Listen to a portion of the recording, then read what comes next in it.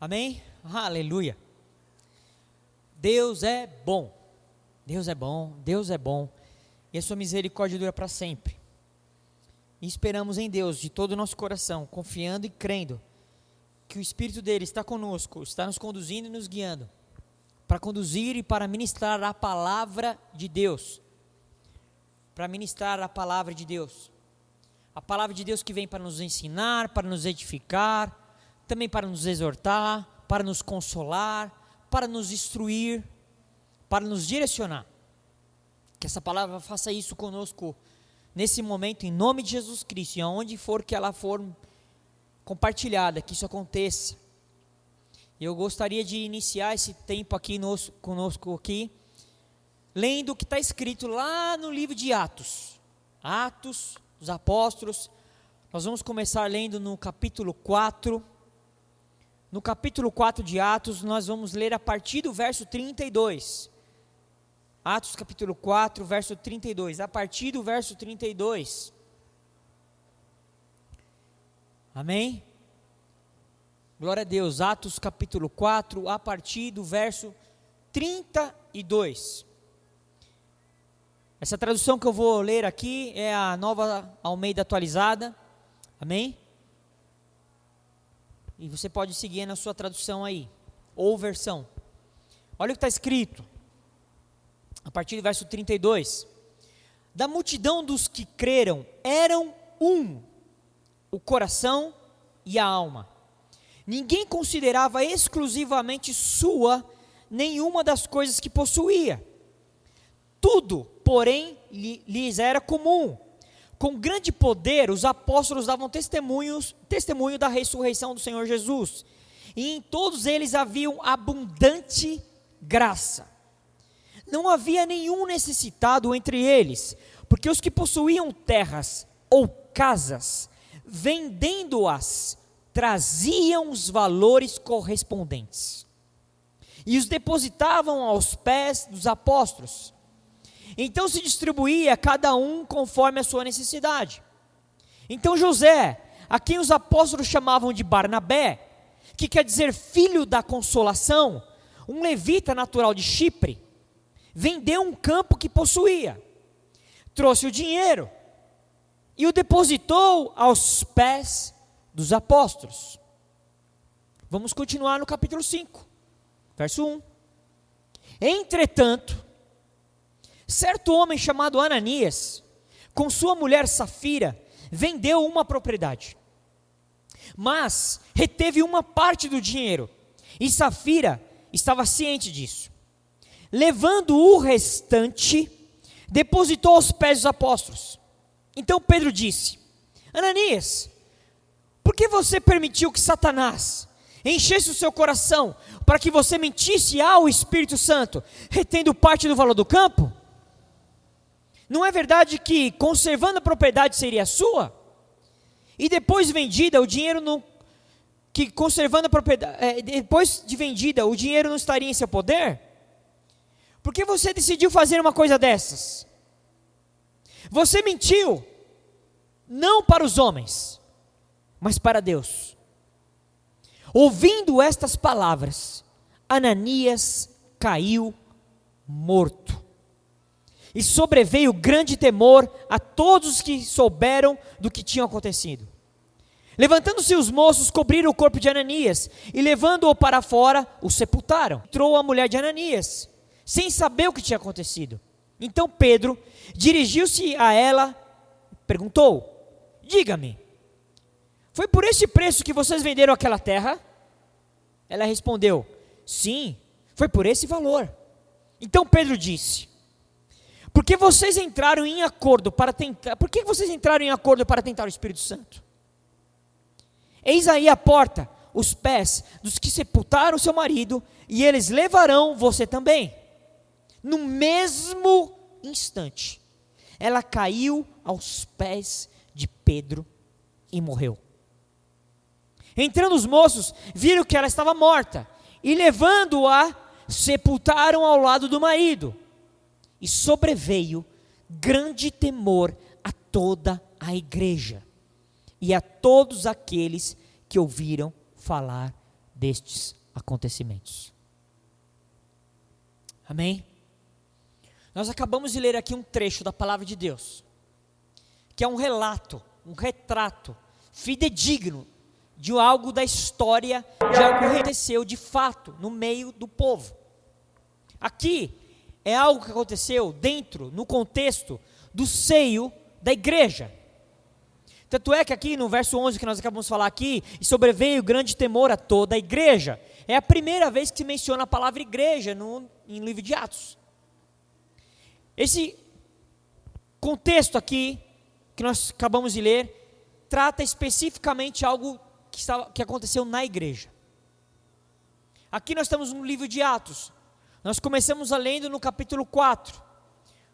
Pouco antes, capítulo 3, capítulo 2, fala ali, retrata ali de um grande mover ali que aconteceu, que o Espírito de Deus foi derramado sobre as pessoas ali, e aí os apóstolos começaram a pregar, e multidões começaram a se converter, e aí, dali começou a igreja a surgir, a efetivamente se manifestar. A igreja já tinha sido declarada lá atrás, mas aqui começa a igreja a se manifestar, ela efetivamente acontecer, a igreja começa a se formar. E ali te vê ali todo o contexto de igreja. Se você ler o capítulo 2, capítulo 3, você vê como que aquela comunidade, aquele povo, que não tinha um lugar físico para se relacionar, para se reunir, não tinha nenhum dogma, não tinha nenhum estatuto, não tinha doutrina, não tinha cartilha, não tinha dogma, não tinha atos religiosos, nada. Eles se moviam pelo amor que eles tinham tido por Cristo, através da pregação que eles ouviram, e por aquilo tudo que o Espírito Santo estava fazendo através da vida daquele povo. E aqui, não tem como você ler o capítulo 5, que está tratando aqui desse casal, Ananias e Safira, sem fazer a conexão do que acontece um pouco antes. Porque aqui nós vimos aqui como que aquela comunidade, aquele povo, aquela comunidade cristã, estavam vivendo, como que eles estavam vivendo. A Bíblia fala que da multidão dos que creram, não era meia dúzia de gato pingadinho não, era uma multidão dos que creram, era o coração e a alma deles. Aquele povo se movia num propósito só. E a Bíblia fala que ninguém, você imagina uma multidão, e a Bíblia fala que ninguém considerava exclusivamente sua nenhuma das coisas que possuía. Foi algo que o Espírito Santo gerou no meio deles. Aqui a Bíblia não nos diz que isso foi ensinado a eles, que eles foram instruídos a ser assim. Não, eles foram movidos por Deus, através do Espírito de Deus, a ter esse tipo de entendimento, postura. A Bíblia fala que ninguém considerava que aquilo que eles tinham era deles mesmos, só para eles, exclusivamente deles. A Bíblia fala aqui que para eles era tudo comum entre eles. O que era meu é seu, o que é seu é nosso. Era tudo em comum. Assim eles viviam essa comunidade cristã. Era um corpo movendo num só mover, numa só direção, num só propósito, num só entendimento, numa só mente, num só coração. Uau! E aí as coisas aconteciam. Eles pregavam, as pessoas se convertiam, as pessoas eram curadas, as pessoas eram restabelecidas, as pessoas eram libertas, os demônios eram expulsos. Essa era a igreja se movendo. E a Bíblia fala que com grande poder, os apóstolos davam testemunho da ressurreição de Jesus. E eles havia abundante graça. A graça de Deus, ela fluía de uma forma abundante. Por quê? Porque o coração do povo estava conectado em Deus e com os irmãos. E por causa dessa conexão que existia do corpo de Cristo, a graça fluía de uma forma abundante. E mais, não havia nenhum necessitado entre eles. Ninguém no meio daquela multidão inteira passava nenhuma necessidade. Nenhuma. Não existia escassez, não existia necessidade. Só existia graça, provisão, favor. Porque o coração deles era um. Esse era esse povo. E a Bíblia fala que eles pegavam o que eles possuíam, aqueles que possuíam terras e casas, eles vendiam, e eles depositavam todos os valores que eles recebiam. A Bíblia fala assim, que eles pegavam os valores, aqui eu vou ressaltar isso aqui que está no verso 34 do capítulo 4, que eles traziam os valores correspondentes. Correspondentes ao quê? Aquilo que eles haviam vendido. Então ele vendia uma terra, ele pegava todo aquele valor que eles vendiam e simplesmente depositavam aos pés dos apóstolos. E aqui também a palavra não nos dá nenhum tipo de possibilidade de fazer uma interpretação de que eles foram instruídos ou mandados ou orientados a fazer isso. Quando você lê capítulo 1, capítulo 2, capítulo 3, não, você não vê nenhum momento assim, você vai, mas é porque eles foram obrigados, estava lá no estatuto, no artigo 3, a linha D. Tudo aquilo que você vender, você será obrigado a depositar nos pés dos apóstolos. Assina aqui embaixo, ciente. Não, aqui não demonstra. Mas aquilo era algo que acontecia porque eles eram movidos pelo Espírito de Deus, no entendimento de um propósito. E eles falam que eles distribuíam cada um conforme a sua necessidade. Não era conforme o querer, nem o desejo, nem conforme a patente ministerial do momento. Isso aqui é apóstolo, tem que ganhar mais. Isso aqui, não. Era conforme a necessidade. Isso é um princípio, essa é uma verdade de ser igreja. E eles viviam dessa forma. E aí eles disseram aqui, aí vem aqui, e a palavra, tudo que está escrito, está escrito porque Deus assim quis, e Deus quis que as coisas fossem escritas, porque existe um propósito. E além de falar de tudo isso aqui, eles vêm falar de um homem específico, José, chamado Barnabé. O Barnabé, que você que já leu a Bíblia, principalmente o livro de Atos, você conhece, que depois você vai ver que o Barnabé irá fazer, as coisas que Barnabé irá fazer, e aqui ele fala especificamente sobre esse homem, Barnabé, que fala então José, a quem os apóstolos chamavam de Barnabé, que quer dizer filho da consolação, levita natural de Chipre, vendeu um campo que ele possuía, trouxe o dinheiro e depositou nos pés dos apóstolos. Por quê? Que falou especificamente também sobre uma pessoa aqui. Por que tratou especificamente numa pessoa? E aqui, nós vamos ser instruídos aqui, porque o capítulo 4 acaba no verso 37, que fala exatamente isso, que ele deposita, ele vendeu um campo que possuía, trouxe o dinheiro e depositou aos pés dos apóstolos. Aí começa o capítulo 5. Desse casal que eu vou tratar aqui também. Por que traz isso? Quando ele fala aqui, quando a palavra fala aqui sobre Barnabé, ele levanta um estandarte no meio do povo e para nós. É uma referência, é um modelo. É levantado um estandarte, um modelo, uma referência, onde todos podiam olhar e ver um modelo, uma referência, um exemplo de um homem que era um levita, um homem que os apóstolos chamavam de Barnabé, porque o nome declarava algo que aquela pessoa era, é sua própria essência, filho da consolação. Esse homem tinha ali uma posse, um campo, ele vende e deposita tudo aos pés dos apóstolos. Começa o capítulo 5. E o capítulo 5 começa com uma palavrinha.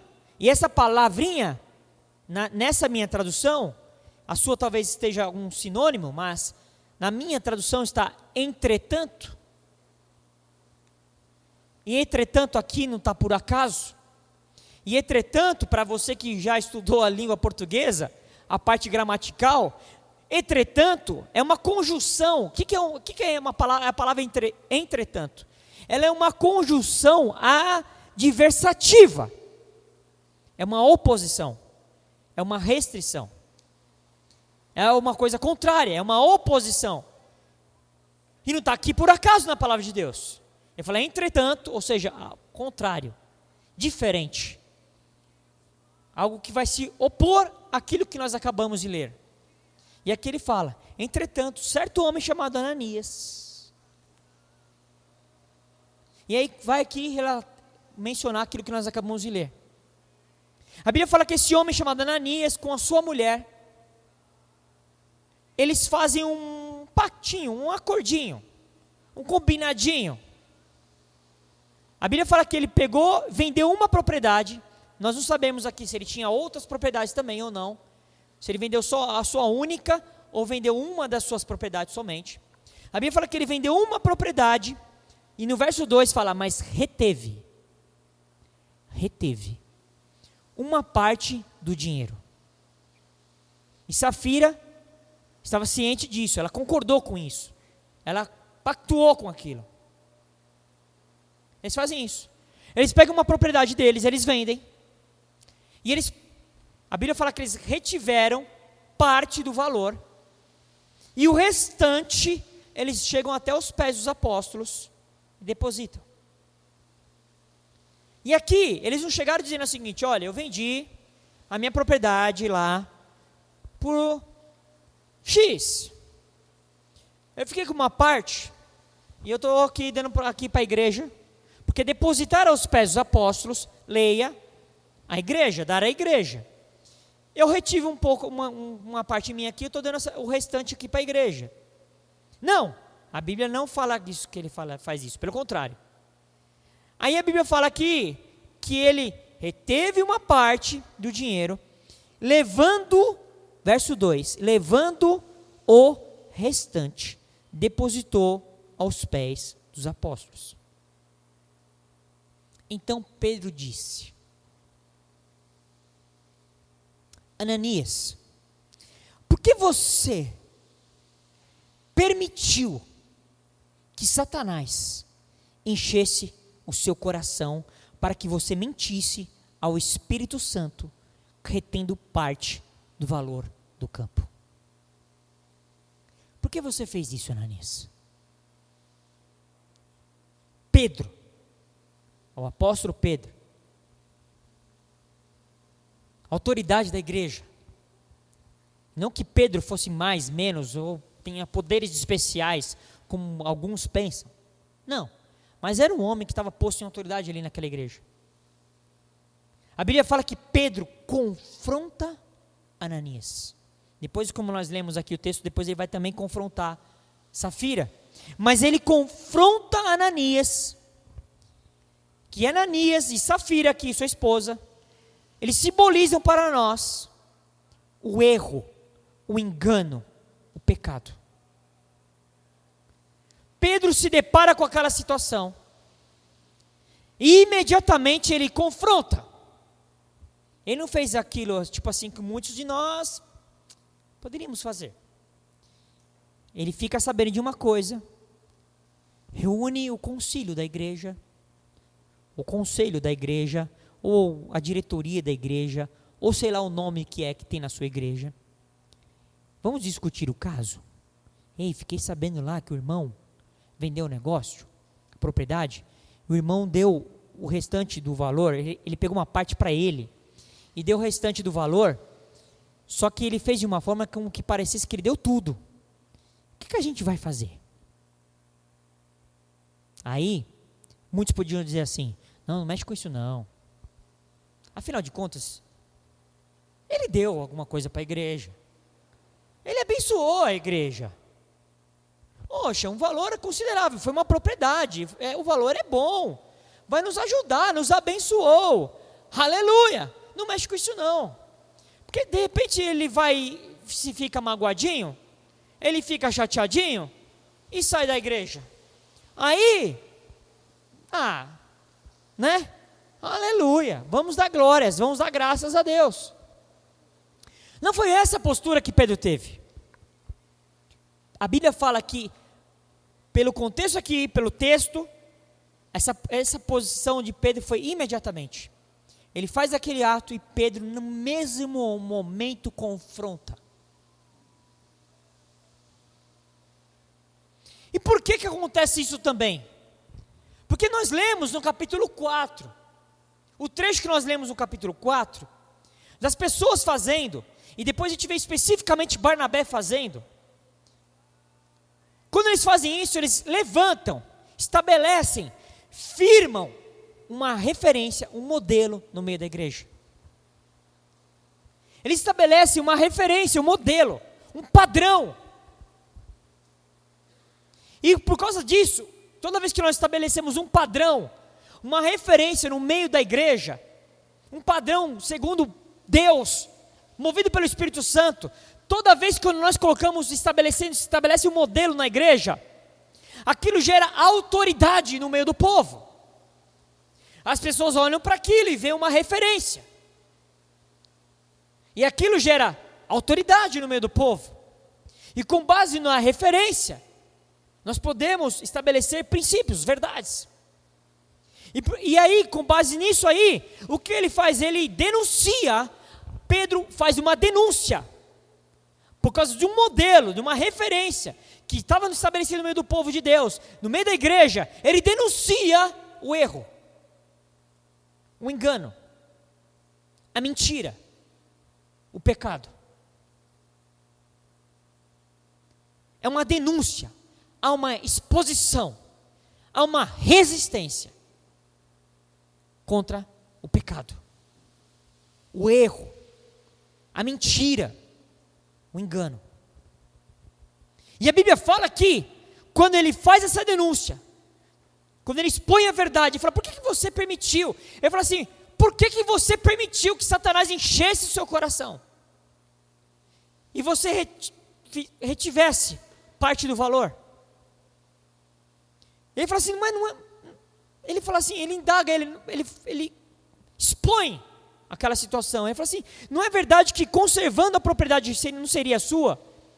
Aqui está a prova de que ele não era obrigado a fazer isso. Ele falou assim: se você não tivesse vendido, a propriedade não ia continuar sendo sua. Aqui está a demonstração clara que ele não precisava fazer aquilo. Aquilo não era uma coisa obrigacional, não era uma imposição. Ah, se o irmão não ofertar na igreja, o irmão não vai ter o cargo, o irmão vai ficar em banco. Não! Ele falou assim: se você não tivesse feito nada, ia continuar sendo sua. E ele fala aqui: e depois de vendida, o dinheiro não ia ser seu, não ia estar no seu poder. Se você pegasse aquela sua propriedade, é sua. E se você vendesse, aquele dinheiro não ia ser seu. Por que você fez isso? E ele fala assim: porque você decidiu fazer uma coisa dessas. Ele pergunta: por que você decidiu fazer isso? Cara, de onde tirou essa? Vamos fazer a tradução de hoje absoluto. Mano, por que você decidiu fazer isso, velho? Quem falou para você fazer isso? Mas Pedro falou, quem foi que fez isso? Satanás que encheu o coração. Mas ele fala assim: por que você permitiu? E aí a Bíblia fala aqui: por que você decidiu fazer uma coisa dessas? E ele denuncia o erro. Você não mentiu para os homens, mas para Deus. E a Bíblia fala que na mesma hora que ele expõe essa verdade, denuncia, estabelece aqui, expõe a verdade, a Bíblia fala que ele Ananias ouvindo essas palavras, Ananias caiu morto. Não foi Pedro que falou assim: morra? Não foi Pedro que não falou assim: agora você vai morrer. Agora, porque você nos enganou, junta aqui todos os diáconos aqui, vamos apedrejá-lo. Não. A verdade matou Ananias. A verdade matou Ananias. Por que a verdade matou Ananias? Porque na verdade quem matou Ananias foi a mentira. Porque quando a verdade levanta, quando o referencial é exposto, a mentira é denunciada. E aquilo fez na mesma hora, a Bíblia fala que Ananias cai morto. Bluff. O modelo, o exemplo, sempre vai denunciar o erro. Sempre. Quando nós estivermos posicionados em Deus, toda a posição nossa em Deus é uma denúncia contra o pecado. Toda vez que nós estivermos em obediência, posicionados no Senhor, eu sou uma denúncia contra o erro. A minha vida é uma denúncia contra a mentira, o erro, o pecado. Mas aí eu fiquei meditando.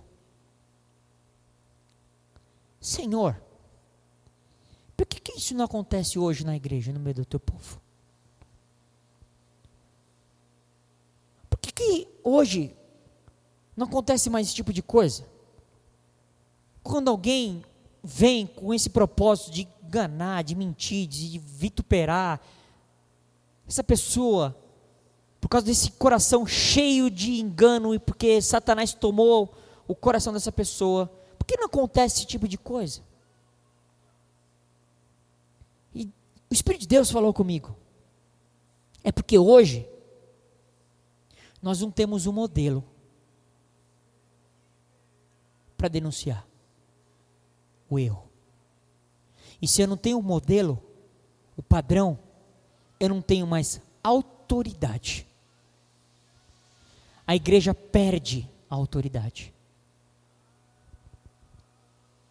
Nós não temos mais um modelo. Cadê aqueles que vendem tudo e depositam os pés do Senhor?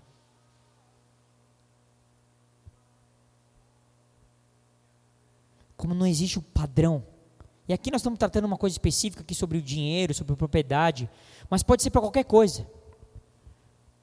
Cadê os casamentos que estão firmes em Deus, que são denúncia com os relacionamentos em pecado? Cadê filhos andando em obediência para que haja uma denúncia contra o pecado? Cadê pessoas comprometidas com o propósito na igreja que você está inserido, que Deus te colocou, para denunciar o erro do mundo? Cadê líderes postos em autoridade, funcionando corretamente em Deus, para denunciar os governantes desse mundo?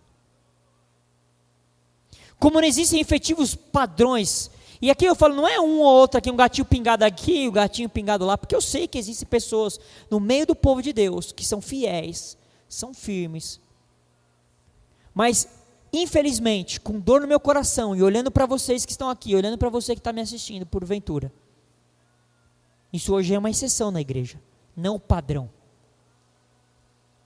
não o modelo. Quando nós lemos aqui o capítulo 4, nós vimos que aquilo era um padrão, era um modelo. Aquilo era uma referência, aquilo estava acontecendo no meio do povo. Não era somente uma pessoa que fazia algo. Como a igreja não está posicionada, a igreja não é a referência, não é o padrão, nós não conseguimos ter autoridade para denunciar o erro.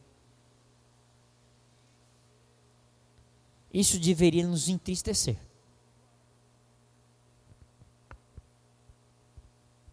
Porque esses caras, Ananias e Safira, eles devem ter visto tudo aquilo que o povo fazia. Muito provavelmente eles viram o que Barnabé fez. E aí eles queriam parecer também bondosos. Eles queriam parecer perante os demais generosos, piedosos. Falou, vamos dar uma desenganadinha aqui, vamos fingir que a gente é igual a eles, para também ter, sabe, esse negócio aí no meio da igreja, sabe, para que todo mundo veja a gente, que legal. Então eles se revestiram do engano, de uma capa de engano.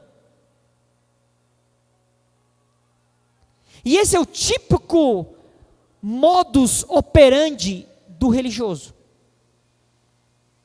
O religioso sempre se apresenta dessa forma. Ele quer parecer mais bondoso, mais piedoso, mais generoso, mais fiel, mais espiritual. É uma capa. É um engano. Esse é o padrão típico do religioso. Eles fingiram que eles estavam pagando o mesmo tipo de preço que Barnabé pagou. O mesmo nível de desapego, de entrega, de confiança em Deus. O mesmo padrão, eles queriam fingir que era o mesmo padrão. E tem pessoas, muitas pessoas, num contexto meio de igreja do Senhor Jesus, espalhada por aí, que vestem essa capa de que são comprometidos, que são envolvidos, mas seus corações estão longe e equivocados. O máximo que fazem são atos religiosos, cumprimento de agendas e ritos que a religião impõe. Mas os seus corações não são um de fato. E por isso não se levanta um estandarte no meio da igreja, como referencial e modelo.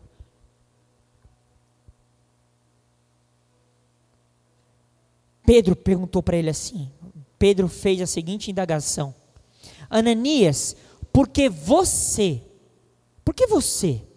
permitiu que Satanás enchesse seu coração para que você mentisse ao Espírito Santo? Presta atenção aqui.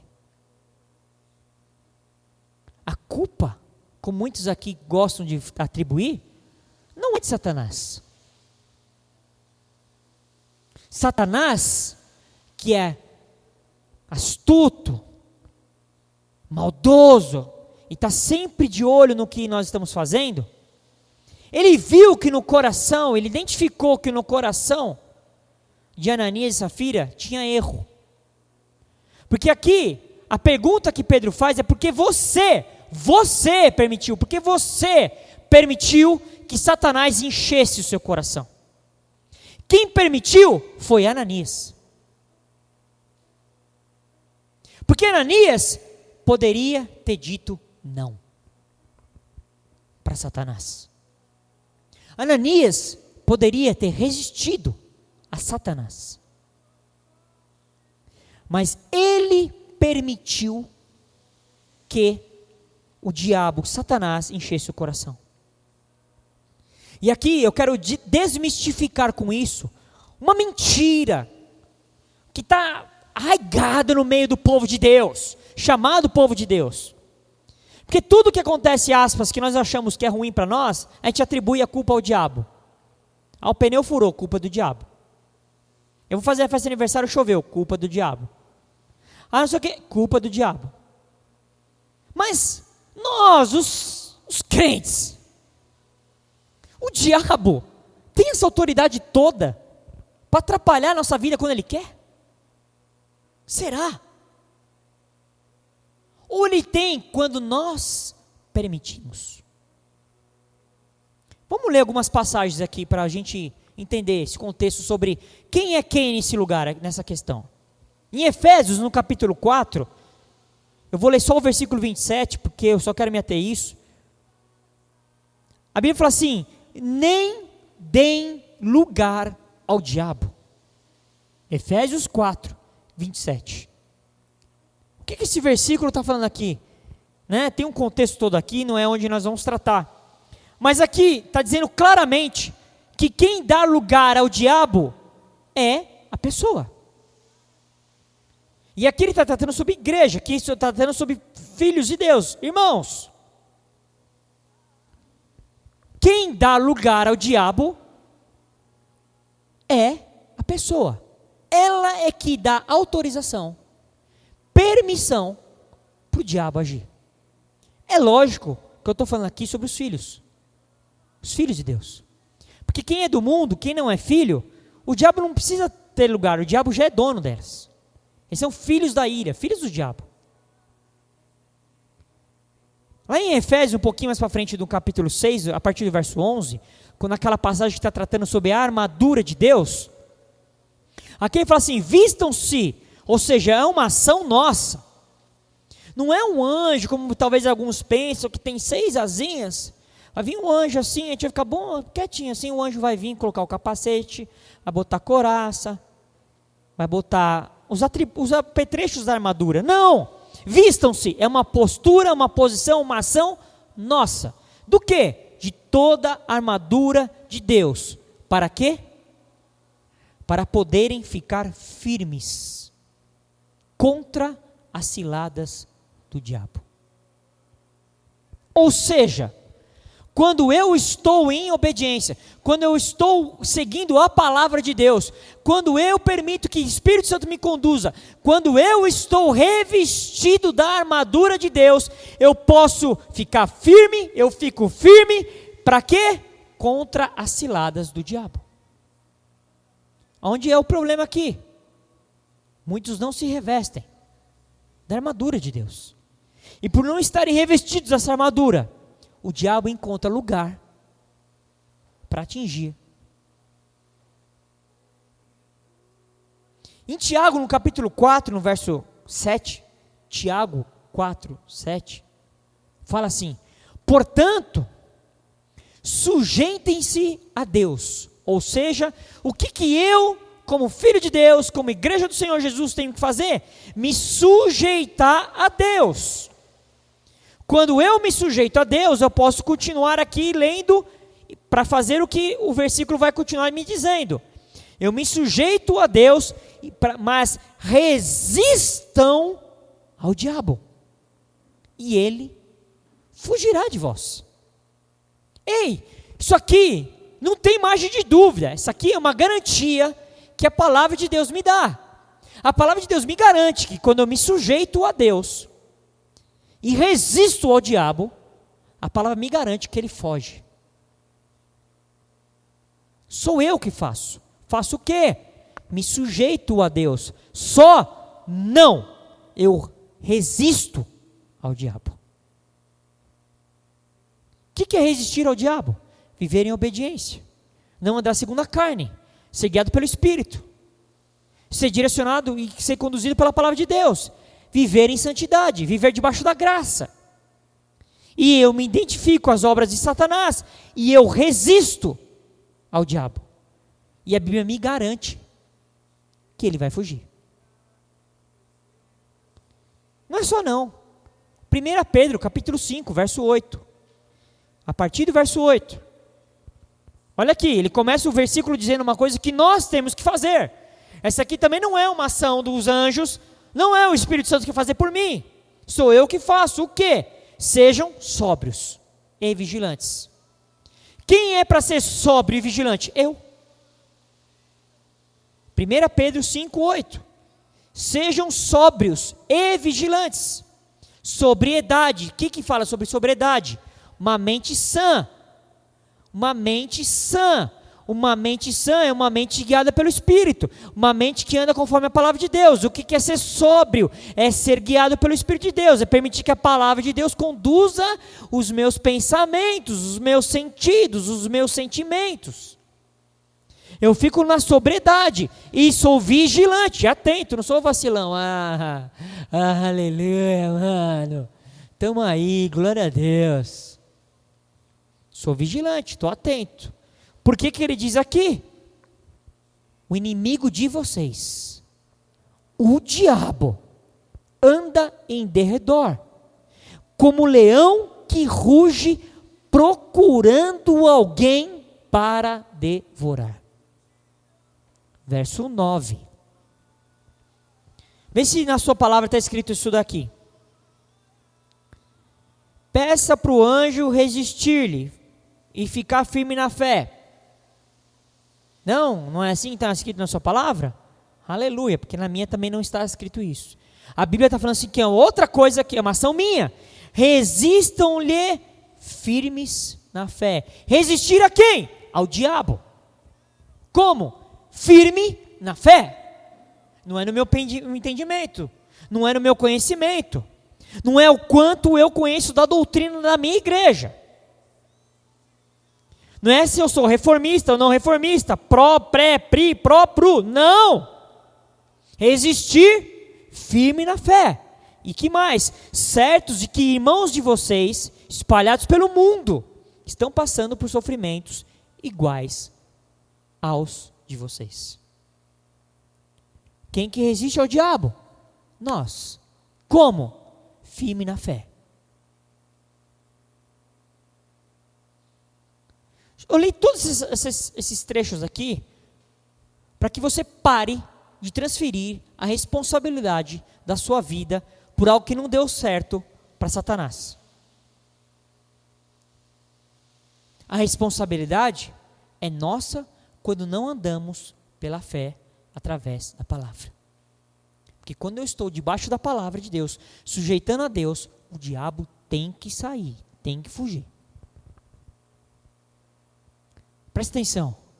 Olha o estrago que o diabo pode fazer numa pessoa, e pode fazer no meio de uma igreja, no seio de uma igreja, quando alguém permite que Satanás encha o coração dessa pessoa com engano. Se Pedro tivesse se aquietado, pensado nele mesmo, eu não vou fazer isso não, porque já falam que eu sou isso, que eu sou aquilo, que eu sou brutão, que eu sei o quê. Eu não vou mexer com esse irmão não. Afinal de contas, querendo ou não, ele deu alguma coisa para a igreja aí, né? Aleluia, glória a Deus. Mexe com isso não, vamos deixa quieto.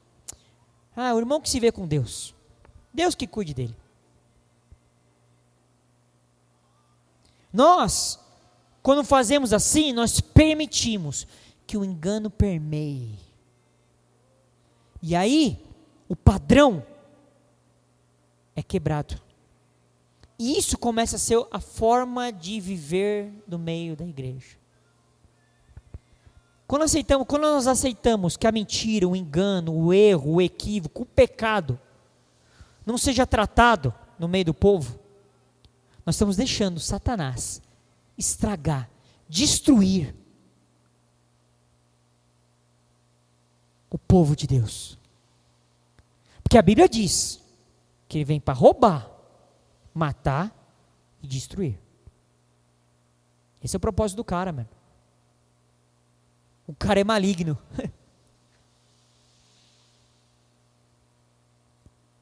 Presta atenção aqui que ele fala aqui, que quando nós lemos lá que Ananias, ele reteve uma parte do dinheiro, e a Bíblia fala que levando o restante, depositou aos pés dos apóstolos. Na hora que eu li isso aqui fez assim, uá! Levando o restante. O restante. A tendência de todo ser humano, que é guiado pelos seus pensamentos, que é guiado pela carne, todo ser humano, a tendência do ser humano é sempre, quando for dar o que resta.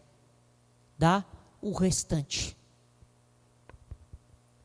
O restante sempre aponta que para que o restante sempre vai apontar? Que primeiro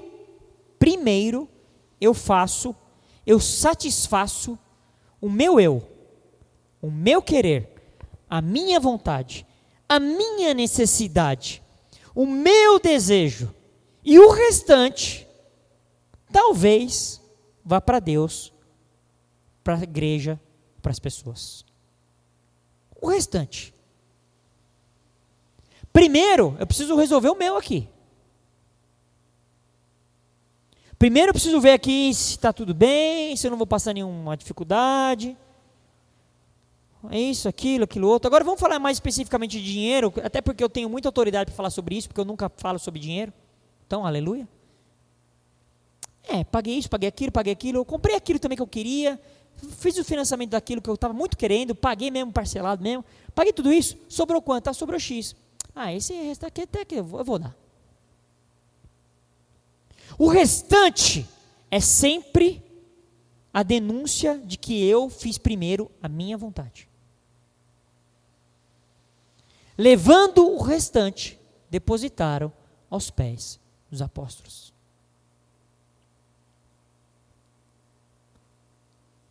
O bolso de muito crente precisa se converter.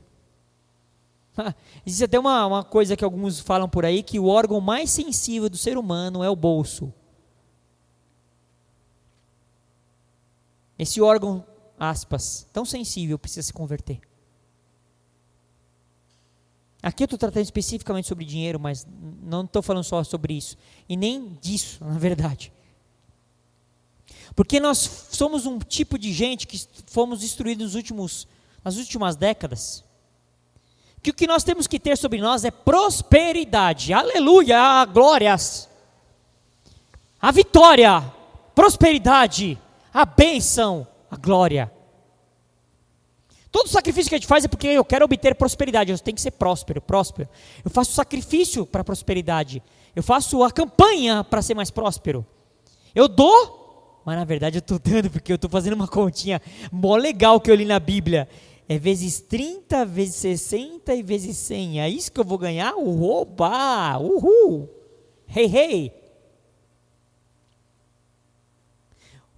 Nós nunca entendemos o que Deus espera de nós, não é que nós sejamos prósperos. É que a gente seja generoso. O generoso é próspero. Todo generoso, de coração, Deus prospera. Porque Ele sabe que Ele não quer para Ele mesmo. Ele sempre está pensando em alguém. O generoso é próspero. A Bíblia fala que é melhor dar do que receber. O generoso é próspero. Não se engane. Tem muitos que pensam assim, primeiro eu vou ficar rico, próspero, para depois eu poder ajudar os outros. Nunca vai acontecer. O seu coração já está enganado, já está invertido. A Bíblia fala, seja fiel no pouco, que eu vou te colocar no muito. Porque se você não conseguir ser fiel nem no pouco, como que você quer ser fiel no muito? Todo generoso é próspero. E é evidente que não vai usar isso equivocado, porque às vezes alguém escuta, então para ganhar dinheiro eu preciso dar para os outros primeiro, então peraí, deixa eu dar. Não, isso tem que ser de coração, de desapego, desconectado com as coisas dessa vida, livre. Quando eu sou generoso em ajudar o meu próximo, e não só aqui, é evidente que sim, com a minha parte, meus recursos, mas quando eu sou generoso em pensar no outro, em ajudar o outro, em abençoar o outro, em ser uma referência ao outro, a ser generoso, a pegar uma parte do meu dia e orar pelo próximo. Quando eu sou generoso em saber que alguém precisa de eu vou e faço. Quando eu sou generoso e eu sei que eu olho para uma pessoa, vejo que ela está passando uma situação, que ela tem uma dificuldade, vou lá e sou generoso e dou um belo de um abraço nele.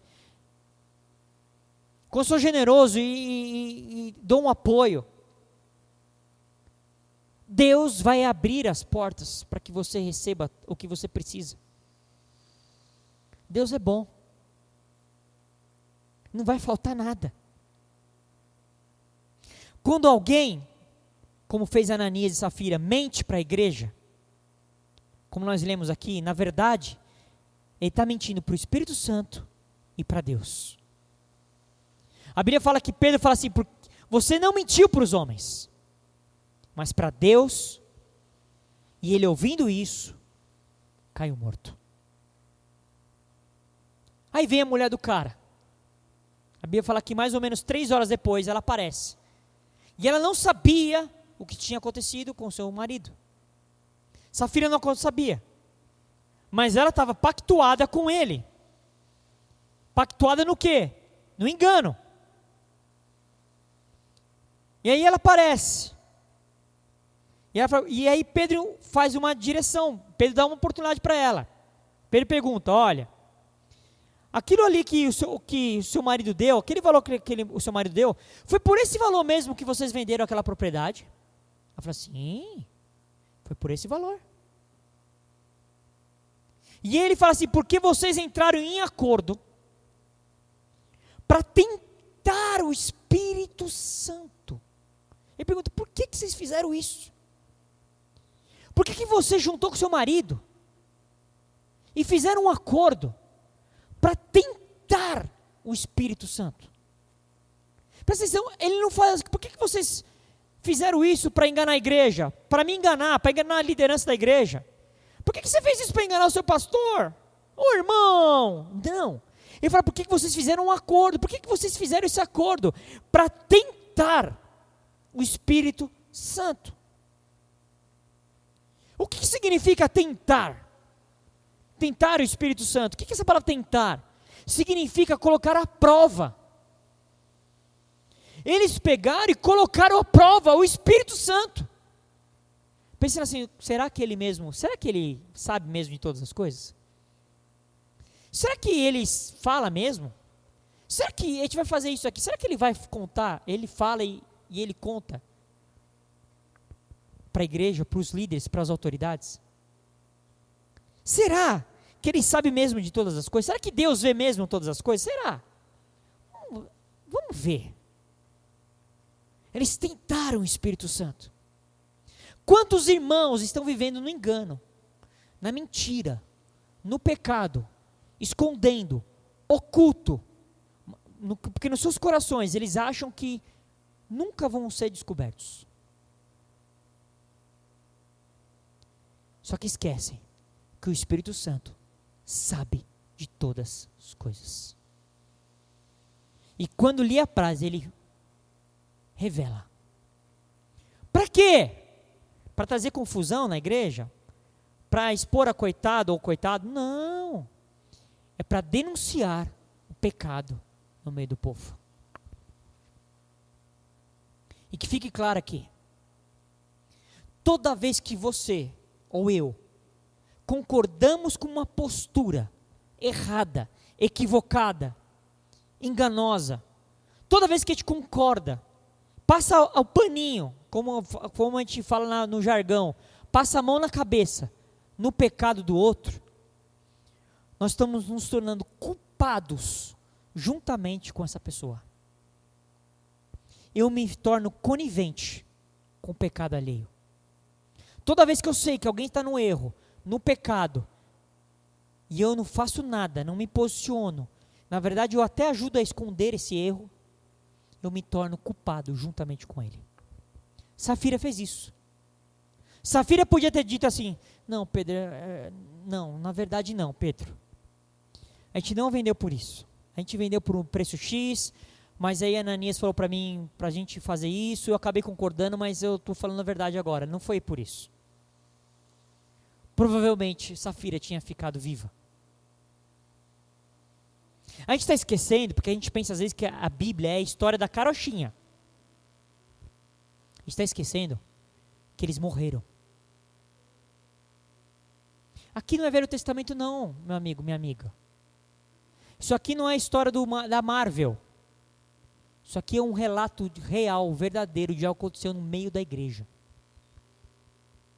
Em Gálatas, no capítulo 5, a partir do verso 9, Gálatas 5, a partir do verso 19, desculpe, Gálatas 5, a partir do verso 19, fala assim, ele vai aqui, é lógico que essa lista que ele vai dizer aqui não é exaustiva, é apenas exemplificativa.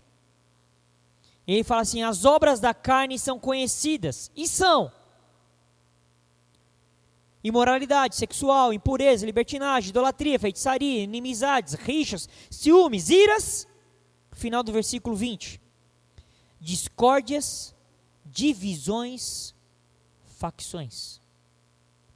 Discórdias, divisões, facções são obras da carne. Ele continua, invejas, bebedeiras, orgias e coisas semelhantes a essas, ou seja, não é exaustivo, é exemplificativo, como eu disse. Mas olha o final do verso 21. Declaro a vocês, como antes já os preveni, que os que praticam tais coisas não herdarão o reino de Deus. Quem pratica esse tipo de coisa aqui, não vão herdar o reino de Deus. Essas coisas são obras da carne. E aqui eu estou especificando o quê? Discórdias, divisões e facções. Aonde? No meio da igreja. Discórdias, dissensões, divisões, facções são obras da carne. Toda vez que eu compactuo com o irmão que está sendo maledicente, pecando, vacilando, indo contra o propósito de Deus, falando mal da sua igreja, falando mal do seu povo, sabe, se rebelando, sendo resistente, você está causando discórdia, ou dissensão, ou uma facção. Você está fazendo com que as obras da carne sejam manifestas no meio do povo. A Bíblia diz que esses tais não vão herdar o reino de Deus. Eu sei que para você, talvez vai ser meio radical o que eu vou dizer, mas eu não vou dizer eu por mim mesmo, eu simplesmente vou ler. Então a responsabilidade minha é zero, eu só sou o instrumento. A responsabilidade toda é de Deus e sua palavra. Então cuidado com o que você vai pensar agora. Mas eu te convido a ler Tito, capítulo 3, verso 10. Tito, capítulo 3, verso 10. Está escrito assim: evite a pessoa que provoca divisões. Depois de admoestá-la uma ou duas vezes, não é 199, não é 1090. Você falou uma, falou duas, e ela continua na sua mesma ação de causar divisão. Olha o que ele diz aqui. Pois você sabe que tal pessoa está pervertida, vive pecando e por si mesma está condenada. Evite tal pessoa. Pedro identifica o erro em Ananias. Na mesma hora ele expõe a verdade. Há uma denúncia do pecado no meio da igreja. Porque se você continuar passando a mãozinha na cabeça, você vai perpetuar o erro. E você vai ser culpado junto. E aí você vai ser como essa pessoa. Você se torna idêntico como essa pessoa. Como? A Bíblia fala que você sabe que tal pessoa está pervertida e vive pecando e por si mesma está condenada. Se fizermos isso no meio do nosso povo, nós vamos ser iguais. Pervertidos, vivendo pecando e condenados. No meio da igreja evangélica gospel. Evite a pessoa que provoca divisões. Vocês ouviram? Não dê eco, não dê vazão, não dê possibilidade. Falou mal, na mesma hora repreende. Aquilo só vai causar divisão, confusão, facção. Satanás vai entrar no meio dessa bagunça. Se posicione. Não é para brigar. Ninguém está falando isso. Não é para ficar julgando. Nem você, fulano de tal. Porque às vezes a gente fala assim, você está falando, mas não. Se posicione. Fala, não. Não é isso que Deus fala. Não é isso que Deus quer. Não é isso que eu vou viver. Não é isso que eu vou acreditar. Eu não vou concordar com isso. E se você de novo insistir com essa coisa, eu vou chamar a pessoa do qual você está falando, nós vamos conversar frente a frente. Você vai falar para ela.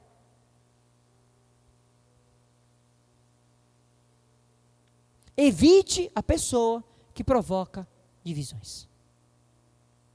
Timóteo, Paulo escrevendo a Timóteo, orientando a Timóteo, no capítulo 5, no verso 22, no fim do verso 22, Timóteo capítulo 5, verso 22, olha o que ele instrui. 1 Timóteo 5, 22. 1 Timóteo 5, 22. Não seja cúmplice dos pecados dos outros. Conserve-se puro. Não seja cúmplice do pecado dos outros. Se conserve puro. Essa mesma orientação Deus está nos dando hoje. Não seja cúmplice. Ah, mas eu amo tanto aquela pessoa. É minha esposa, é meu pai, é minha mãe, meu marido, é meu filho, é meu amigo, é meu companheiro, é meu tio. Não seja cúmplice do pecado dos outros. Conserve-se puro. Nem que você precisa romper. Senão não tem como. Tem horas que nós temos que ser radicais. Contra o pecado, crente sempre tem que ser radical. Em amor, em verdade, em justiça. Mas radical.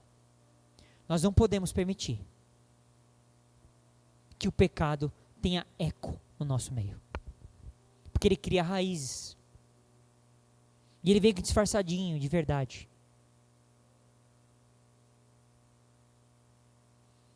A igreja precisa, às vezes, passar por um tempo de disciplina, de correção. Porque quando se depara com um erro, ela precisa se posicionar. Precisa haver uma denúncia, uma posição, um arrependimento. Precisa haver um quebrantamento, precisa haver consciência de pecado. Pecado tem nome, e nós damos nome aqui para o pecado. E nos posicionamos contra isso. Porque quando nós fazemos isso, o que gera no meio da igreja? O que aconteceu aqui que nós lemos? Nós lemos aqui, trouxe temor. Temor em toda a igreja, a Bíblia diz ali que nós lemos. Em todos aqueles que ouviram sobre isso. Os caras falaram, rapaz, você viu o que aconteceu lá? O cara tentou enganar, morreu. Na igreja, cara, no pé do Pedro. Aí a mulher dele veio, insistiu no erro, morreu. Sabe o que isso gera? Pedagogia, ensino. O que vem no coração da pessoa na mesma hora? Ah, rapaz, não vou fazer igual não, porque se eu fizer, vai dar ruim. Mas o que muitas vezes acontece? Olha lá, fulano faz, ninguém fala nada, fulano faz, ninguém fala nada. Fulano não faz, ninguém fala nada, vou fazer igual também. Não vai dar nada. Só eu estou pagando preço. Temor no meio da igreja quando tem disciplina. Quando tem correção. Eu não estou falando sobre injustiça. Eu não estou falando sobre atos equivocados. Eu não estou falando sobre coisas assim que humanas para ficar julgando pessoas. Não, nós estamos falando sobre correção de disciplina de pecado. Porque quando nós fazemos isso, a igreja também aponta, declara, expõe e ensina que ela não concorda com o pecado. Não concorda. A igreja não pode concordar com o pecado. A igreja até pode amar a pessoa que está em pecado. Eu posso até amar a vida dele.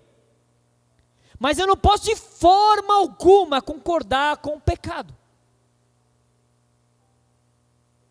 E às vezes a melhor forma de eu demonstrar que eu amo é não continuar andando junto. Porque não pode ter comunhão, aprendam isso.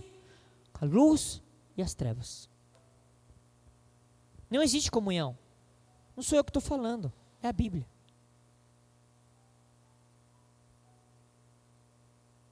Porque aquela pessoa fica indesculpável. E aí vai ter o tempo da oportunidade, ela vai ser levada ao vale da decisão. E ela vai poder decidir se ela se arrepende ou não. Se ela se arrepender, para a salvação será arrependida. Mas se não se arrepender, para a condenação será conduzida. Eu sei que essa palavra não é uma palavra legal. Eu não vou ganhar curtidas na internet com essa palavra, eu sei disso. Os meus seguidores não vão aumentar, talvez vão até diminuir. Mas eu, com meu Deus, eu vou ficar tão em paz. Estou em paz. Ouvindo essas palavras, Ananias caiu morto. E eu vou terminando aqui, para dizer para nós aqui, que existem coisas que só acontecem através da igreja, através de uma igreja posicionada, de uma igreja verdadeira, de uma igreja que anda conforme a palavra. Existe uma coisa que existe só no meio do seio da igreja que se posiciona, uma igreja fiel à palavra de Deus, que Deus concede a ela autoridade. em Mateus, no capítulo 18, a partir do verso 19, Mateus 18, 19, Jesus diz, olha o que Jesus fala. Em verdade também lhes digo que se 2 de vocês sobre a terra concordarem, comunhão, concordarem, mesmo propósito, mesma direção, mesmo coração, a respeito de qualquer coisa que vierem a pedir, isso lhe será concedido por meu Pai que está nos céus. Porque onde estiverem 2 ou 3 reunidos em meu nome, ali estou no meio deles. Jesus declara aqui que quando 2 ou mais, ou seja, é uma coisa no plural, não é só uma pessoa, nós precisamos estar em comunhão. Precisamos estar em comunhão com quem? Com os irmãos, comunhão com a igreja. E essas 2 estiverem concordando, em comunhão, num só propósito. Propósito qual? A palavra de Deus. Tudo que eles pedirem em nome de Jesus, a Bíblia fala que o nosso Pai que está nos céus vai dar. Autoridade. E ele diz também lá em Mateus, no capítulo 16, um pouquinho antes, Mateus 16, verso 18. Mateus 16, a partir do verso 18. Também eu lhes digo a você que você é Pedro. Olha o Pedrão aqui! Sabe aquela autoridade que ele exerceu lá em Atos, que a gente acabou de ler? Que eu comecei lendo. Pedrão! Gente boa. Tem muitos que falam tão mal do cara. Também eu lhe digo que você é Pedro. E sob esta pedra, não ele, a verdade, a palavra, esta pedra edificarei a minha igreja. A igreja tem dono, e o dono é Jesus. E como ele é dono da igreja, ele não aceita, não permite um engano no meio do povo. E ele fala, e as portas do inferno não prevalecerão contra ela. Olha a autoridade que Deus nos concedeu como igreja. E eu lhes darei as chaves do reino dos céus. Chaves aqui é um símbolo, uma simbologia de autoridade. Quando ele fala sobre chaves, eu te dou a chave. É um símbolo da autoridade. Eu vou te dar as chaves, a autoridade do reino dos céus. E o que você ligar na terra, você quem? Igreja. O que você, igreja, ligar na terra, terá sido ligado nos céus. E o que você desligar na terra, será desligado nos céus. A autoridade da igreja. Pedro entendeu essa verdade. Ele viveu essa verdade. E ele ligou na terra e foi ligado nos céus. Porque ele não fez nada. Quem fez foi o Espírito Santo que matou aquele cara. Por que você mentiu para Deus e para o Espírito Santo? Por que Pedro disse isso? Ele tinha autoridade para fazer isso. Cadê a nossa autoridade? Para denunciar não as pessoas, mas o erro. Amém? Nós não denunciamos pessoas. Nós denunciamos o erro, o engano, o pecado. A consequência é com a pessoa.